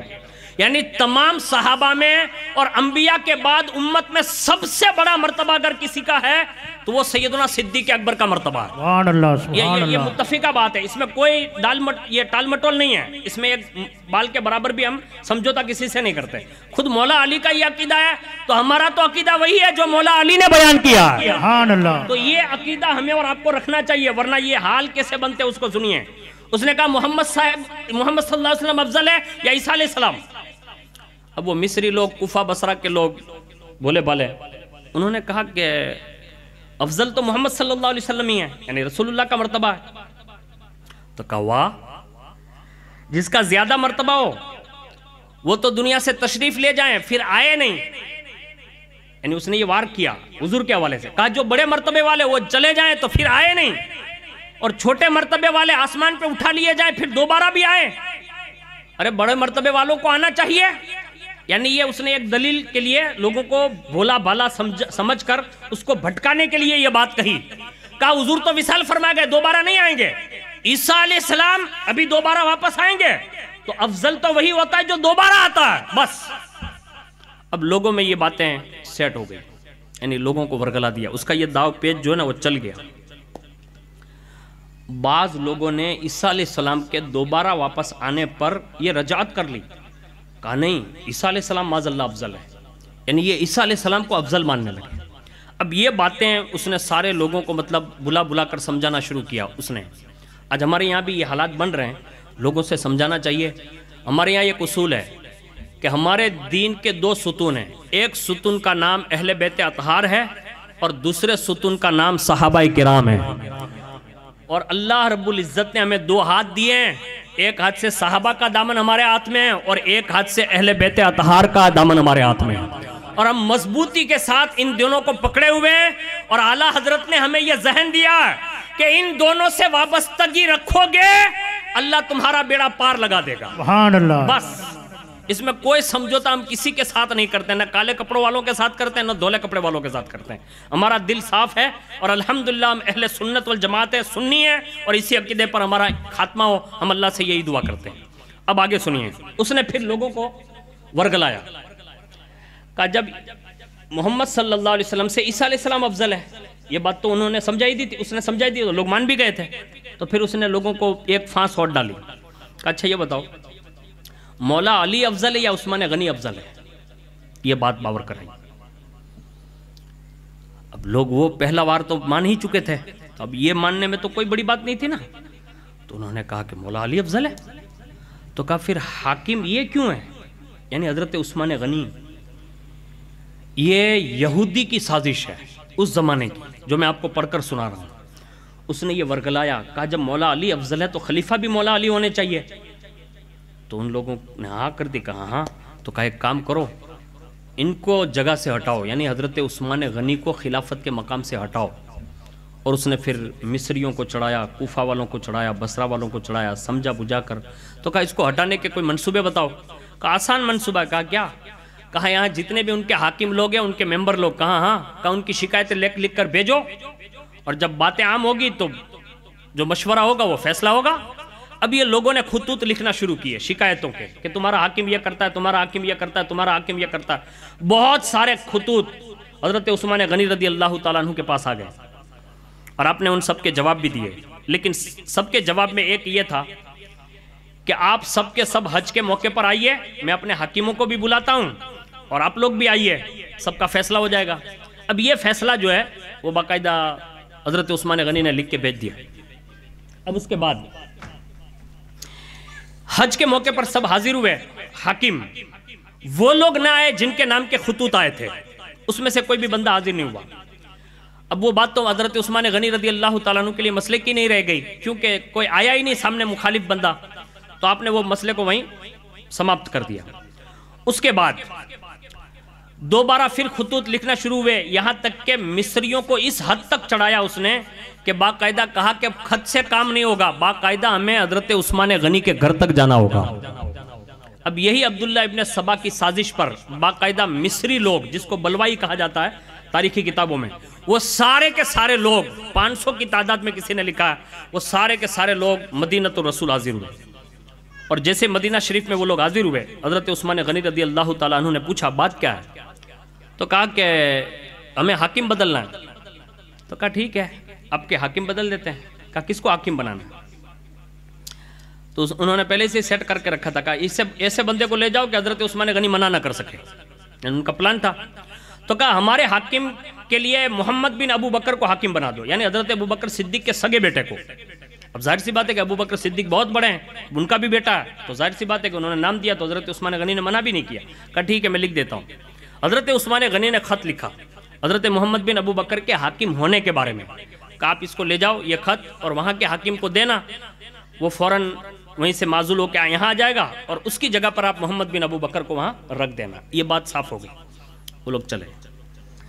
اب جیسے یہ لوگ بیچ راستے میں چلے، اب یہاں حضرت عثمان غنی رضی اللہ تعالیٰ عنہ کی معیت میں، یعنی ان کے خاندان میں یا اسی قبیلے میں ایک بندہ تھا جو اس کے باپ کے زمانے سے، اس کے دادا کے زمانے سے وہ یہی کرتے آ رہے تھے، یعنی منافقانہ کام جس کو کہتے ہیں. اس بندے نے، جس کا نام مروان تھا، مروان بن حکم، اس نے ایک جعلی خط لکھا. اب وہ جعلی خط یہ تھا اس حاکم کے نام جو مصر میں تھا، کہ جیسے ہی محمد بن ابو بکر آئے اور اس کے ساتھ یہ 500 لوگ آئے، بغیر کسی تعامل کے ان سب کو پہلے محمد بن ابو بکر کو قتل کرو اور اس کے ساتھ یہ 500 لوگوں کو یک کے بعد دیگرے قتل کر دو، میرے حکم کا کوئی انتظار نہ کرنا، بس ان کے ساتھ یہی کرو. یعنی یہ فیصلہ ہو چکا خط.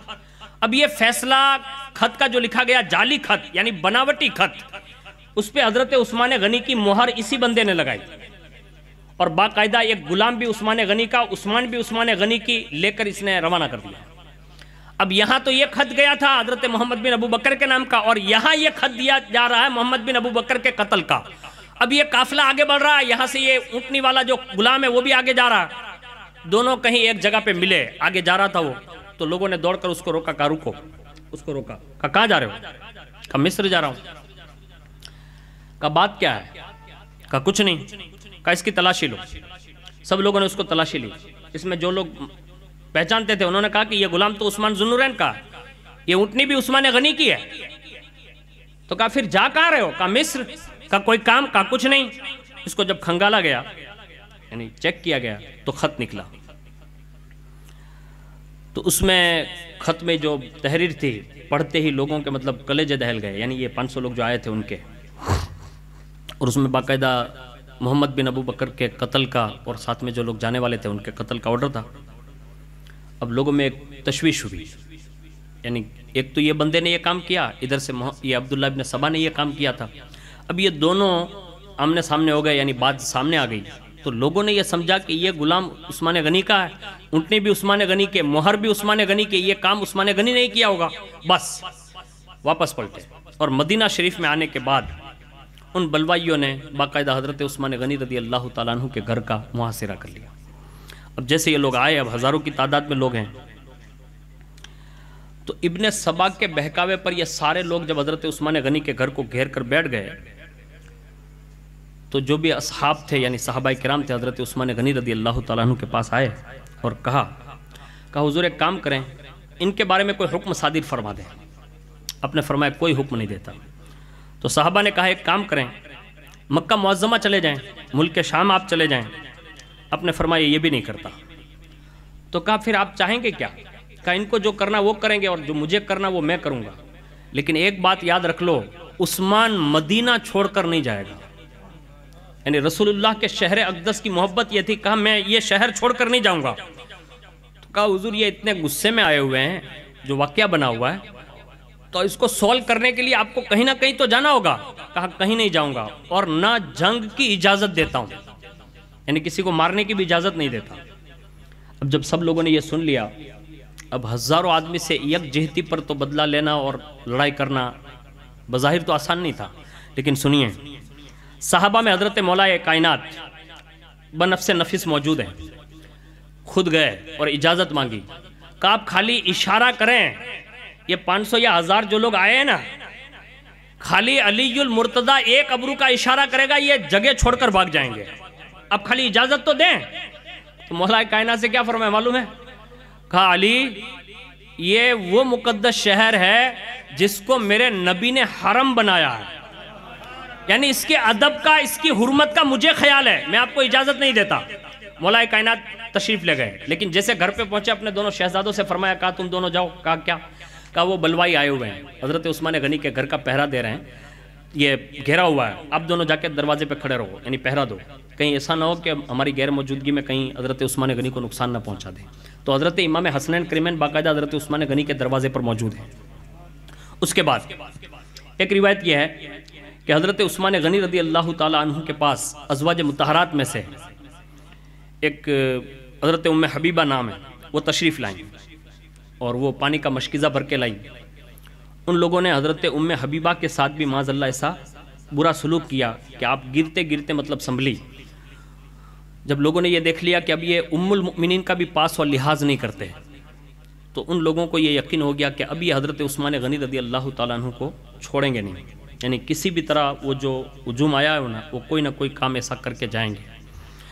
اب 1 دن ہو گیا، 2 دن ہو گیا، 3 دن ہو گیا، 4 دن ہو گئے، کئی دن ہو گئے، تو راوی لکھتے ہیں کہ ہر روز ایک ایک وقفے کے بعد حضرت عثمان غنی اپنے دروازے کی کھڑکی پر آتے، یعنی محل کی اوپر اوپلے مالے کی، اور لوگوں کو یہ بتاتے ہیں۔ کہا لوگوں جانتے ہو میں کون ہوں؟ یہ فرماتے ہیں، کہا جانتے ہو میں کون ہوں؟ میں رسول اللہ کا داماد ہوں، مجھے کو ذو النورین کہا جاتا ہے، اور جانتے ہو کہ تم سب کو ایک قرت پر اگر کسی نے جمع کیا ہے اور جامع القرآن اگر کوئی ہے تو وہ بھی عثمان غنی ہے۔ اور اے لوگوں جانتے ہو جس مسجد کے قریب یعنی جہاں تم جاتے ہو، یہ مسجد کی وسعت جو ضرورت پڑی تو اس کو لمبا کس نے کیا؟ وہ میں نے کیا۔ مدینے میں پانی کی ضرورت تھی، بیر رما خرید کر کس نے دیا؟ میں نے دیا۔ جب جنگوں میں ضرورت تھی پیسے کی، اونٹوں کی، ساز و سامان کی، یہ ساری چیزیں میں نے لوگوں کو پیش کیا، اور آج میرے ساتھ آپ لوگ یہی سلوک کرو گے؟ پھر بھی کسی نے سنی انسنی کر دی، کوئی جواب نہ دیا۔ حضرت عثمان غنی رضی اللہ تعالیٰ عنہ نے فرمایا، اے امت محمدیہ، روم اور فارس کے بادشاہ بھی جب کسی کو قید کرتے ہیں تو وہ قیدیوں پر پانی کبھی بند نہیں کرتے، اور آپ لوگوں نے میرا پانی بند کر رکھا ہے۔ اے لوگو، میں تمہارا ایسا گنہگار قیدی نہیں ہوں کہ مجھ پر پانی بند کر دو۔ اور سنو، اپنے غلاموں سے بھی مخاطب ہو کر کہا اور لوگوں میں بھی یہ اعلان کیا، کہے لوگو سنو، عثمان کو ایک پیالہ پانی کا پیالہ جو لے کر دے گا تو عثمان وعدہ کرتا ہے اس ایک پیالے کے بدلے میں وہ قیامت کے دن رسول اللہ کے ہاتھوں سے حوض کوثر عطا کرے گا۔ سبحان اللہ، سبحان یعنی یہ اللہ۔ لوگوں کو رغبت دلائی، کہا ہے کوئی ایسا جو ایک پانی کا پیالہ پیش کر دے، میں حضور سے حوض کوثر پر اسے حوض کوثر کا جام دلاؤں گا۔ کوئی بندہ آنے کے لیے تیار نہیں اور کوئی سننے کے لیے، کیونکہ وہ شور اتنا مچاتے تھے۔ ایک روایت یہ ملتی ہے کہ جب یہ باتیں لوگوں نے حضرت مولا کائنات سے کہہ کے بھیجی تو مولا کائنات نے 3 مشکیزیں باقاعدہ خود کندھے پہ اٹھائے۔ یہ دیکھیے مولا علی صحابہ سے کسی محبت کر رہے ہیں، پہلے تو آئے ہی تھے، لیکن دوبارہ جب پتہ چلا نا کہ لوگوں نے یہ محاصرہ کرنے کے بعد پانی بند کر دیا، 3 باقاعدہ مشکیزیں لیے اور باقاعدہ تلوار باندھی، سر پر رسول اللہ کا امامہ باندھا اور چلے۔ لوگوں نے کہا کہ آپ کیا کرنا چاہتے ہیں؟ کہا جا رہا ہوں عثمان غنی رضی اللہ تعالیٰ عنہ کے پاس، اور 3 مشکیزیں آپ بھر کر تشریف لائے، اور جیسے قریب پہنچے نا تو ان ظالموں نے مشکیزوں پر تیر برسائے، یعنی مولا کائنات جو مشکیزیں لے کر آ رہے تھے ان پر تیر برسائے اور تیر مار کر وہ پانی نکال دیا، مولا کائنات رضی اللہ تعالیٰ عنہ کا پانی۔ اور اس کے ساتھ ساتھ میں جیسے یہ دیکھ لیا گیا کہ اب حضرت مولا کائنات کا بھی وہ پاس اور لحاظ نہیں کرتے، ازواج مطہرات کا بھی نہیں کرتے، تو اسی مکان میں حضرت عثمان غنی رضی اللہ تعالیٰ عنہ روزانہ آتے، خطاب فرماتے، لوگوں کو سمجھاتے، اور ان کے جو غلام تھے سارے وہ ایک دن کھڑے ہو گئے اور انہوں نے بھی یہ فرمائش کی، کہا حضور آپ ہمیں اجازت دیں، ہم کم از کم کچھ نہ کر سکے، آپ کی غلامی کا اتنا تو حق ادا کرنے دیں کہ ہم ان سے لڑ لیں، یعنی یہ 1000 بلوائی جو آئے ہوئے 500 کے قریب ہیں، ہم ان سے ہی لڑائی کر لیں۔ واہ عثمان غنی تیری سخاوت پر سلام۔ فرمایا میرے غلاموں ہتھیار رکھ دو، جو میرے کہنے پر ہتھیار رکھ دے گا میں اسے ہمیشہ کے لیے آزاد کر دیتا ہوں۔ سبحان اللہ، سبحان اللہ۔ یعنی یہ کہہ کر آزادی دے کر ان سے ہتھیار رکھوائے اور لوگوں سے کہا میں مدینے میں خون کا ایک قطرہ بھی بہنے نہیں دوں گا، اور یہ کہہ کر سارے غلاموں کو آزاد کیا۔ اور اس کے بعد کم و بیش جو اس کتاب میں لکھا ہے، جس کا حوالہ انہوں نے دیا ہے تاریخ الخلفاء کا اور سیرت الصالحین کا، کہ لوگ کہتے ہیں 40 دن، لیکن انہوں نے لکھا ہے کہ کم و بیش 50 دن تک حضرت عثمان غنی پر یہ لوگ پانی بند کیے رہے، یعنی 50 دن میں ایک بھی دن حضرت عثمان غنی تک پانی نہیں پہنچنے دیا، 50 روز بیت گئے، یہ اسی کتاب میں لکھا ہوا ہے۔ اب اس سے آپ اندازہ لگا سکتے ہیں کہ ان لوگوں نے حضرت عثمان غنی رضی اللہ تعالیٰ عنہ پر کتنا ظلم اور جبر کیا، یعنی اتنے بڑے ہونے کے باوجود بھی آپ کے ساتھ یہ سلوک کیا گیا۔ آخر میں لکھا ہے کہ حضرت عثمان غنی رضی اللہ تعالیٰ عنہ نے آخری روز ایک خواب دیکھا اور حضور صلی اللہ علیہ وسلم بنفس نفیس حضرت سیدنا صدیق اکبر اور فاروق اعظم کے ساتھ تشریف لائے اور ارشاد فرمایا عثمان گھبرانا نہیں، اگر تو کہے تو ان سب کو ابھی ہٹا دوں، یعنی ان سے جنگ کروں، یعنی ان سے لڑوں، یا فرشتوں کو حکم دے دوں؟ کہا نہیں یا رسول اللہ۔ تو کہا تو ایک کام کر، صبر سے کام لینا، شہادت کا جو حلہ پہنے گا نا، کہا ہاں، کہا افطاری میرے ساتھ کرے گا۔ سبحان اللہ، سبحان اللہ۔ شہادت کے لیے باقاعدہ انہیں جو پہلے خبر دی تھی وہ کہنے آئے حضور، کہا اس پہ صبر کرنا، کیونکہ حضور نے پہلے حضرت عثمان غنی سے پہلے پوچھا تھا جب یہ وقت آئے گا تو کیا کرو گے؟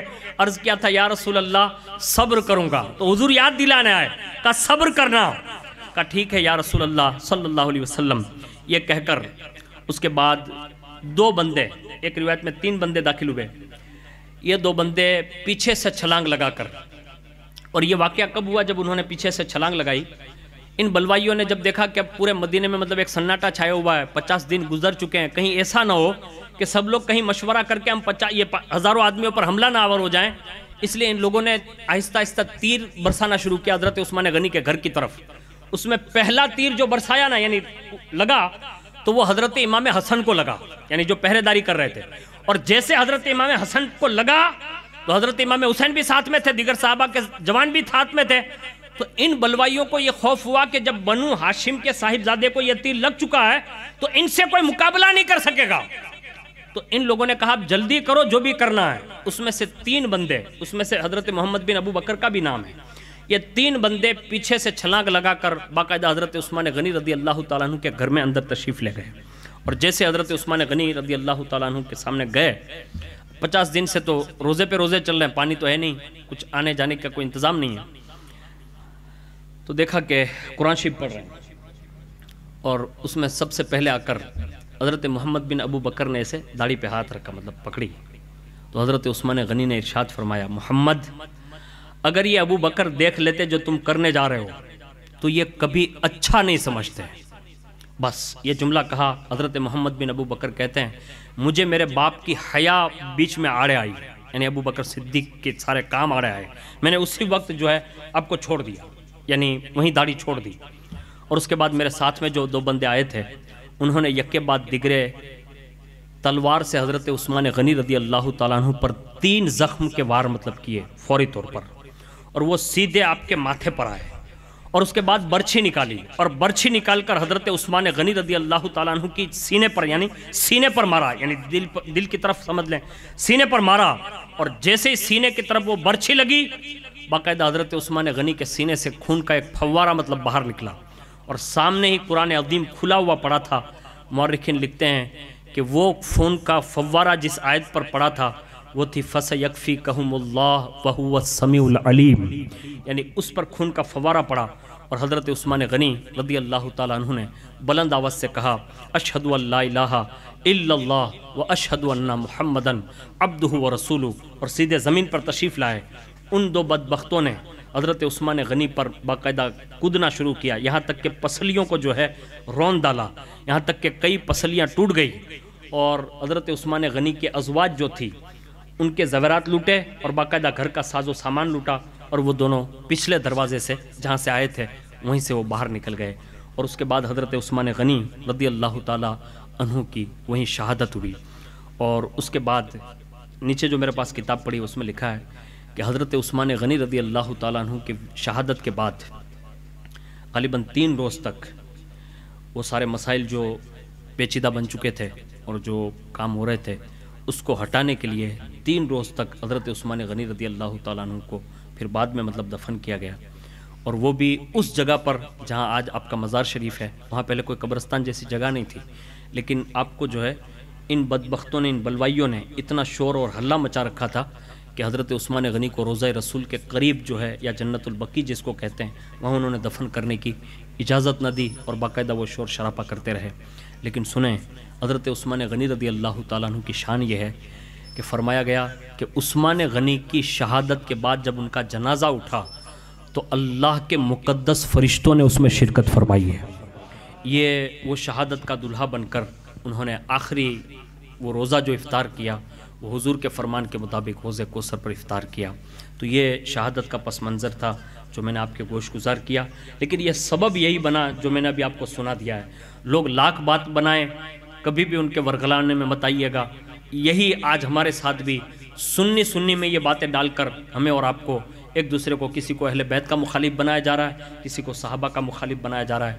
میں آپ سے ہاتھ جوڑ کر عرض کرتا ہوں، کسی ایک عام صحابی کے خلاف بھی آپ کے دل میں کبھی بغض نہیں آنا چاہیے یا کینہ نہیں آنا چاہیے، اور رسول اللہ صلی اللہ علیہ وسلم کے مکمل خاندان جو سنی صحیح العقیدہ ہیں ان کے خلاف ایک بھی شک یا شبہ آپ کے دل میں نہیں آنا چاہیے، تبھی آپ کا ایمان سلامت رہ سکتا ہے۔ اور اگر دونوں ذاتوں کی محبتیں لے کر دنیا سے جاؤ گے تو اعلیٰ حضرت نے ہمیں پیغام دیا ہے، اہل سنت کا ہے بیڑا پار، اصحاب حضور نجم ہے اور ناو ہے عطرت رسول اللہ کی۔ اللہ مجھے آپ کو سب کو کہنے سننے سے زیادہ عمل کی توفیق عطا فرمائیں۔ وما علینا الا البلاغ۔ السلام علیکم۔